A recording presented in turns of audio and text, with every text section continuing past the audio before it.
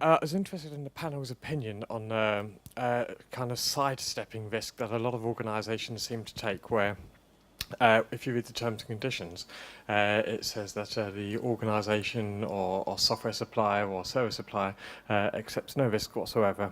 And the maximum, as I've seen in a few terms and conditions, the maximum amount of redress in any given situation is limited to $1 or a pound.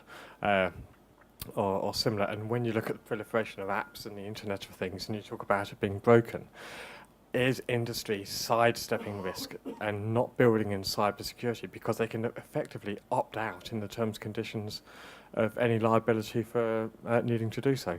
Depends on your business needs, doesn't it? So if integrity, availability and confidentiality of your business assets is important to you, then you probably want to build it in. But if they're not, then you might want to do less.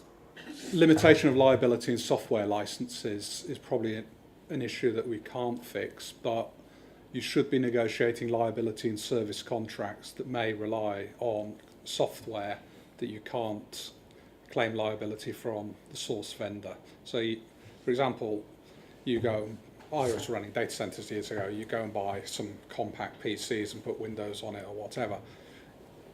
They're not built for critical systems. All the liability exclusions say don't use this for anything that you want to rely on. But you still have to build something that's 5 nines available.